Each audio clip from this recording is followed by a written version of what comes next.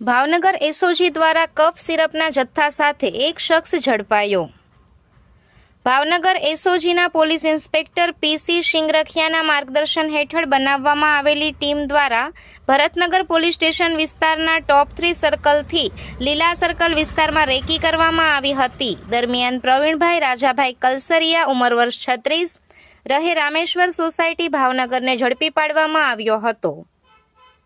Police તપાસ દરમિયાન આરોપીના કબજામાંથી કોડેઇન phosphate તત્વ ધરાવતી કફ સિરપની બિન અધિકૃત બોટલો નંગ 89 કિંમત રૂપિયા 19,026 કિંમતની મળી આવી હતી। ઉપરાંત એક મોબાઈલ ફોન કિંમત રૂપિયા 5,000 તથા એક પ્લેટિના મોટરસાયકલ કિંમત રૂપિયા 20,000 મળી કુલ કિંમત રૂપિયા 44,026નો મુદ્દામાલ કબજે લેવામાં આવ્યો હતો। પોલીસે આરોપી સામે એનડીપીએસ એક્ટની વિવિધ કલમો હેઠળ કાર્યવાહી કરી ભરતનગર પોલીસ સ્ટેશન ખાતે ગુનો નોંધાવ્યો છે। આ કામગીરીમાં મહાવીરસિંહ ગોહિલ, દિગ્વિજયસિંહ ગોહિલ, મહિપાલસિંહ ગોહિલ, મિનાજભાઈ ઘોરી, પાર્થભાઈ ધોળકિયા, ભરતભાઈ રાઠોડ, અલ્ફાઝભાઈ વોરા, નીલમબેન વિરડિયા, ઘનશ્યામભાઈ હુબલ, ચિરંતનભાઈ રાવલ તથા સુરેન્દ્રસિંહ ગોહિલ સહિતના જોડાયા હતા।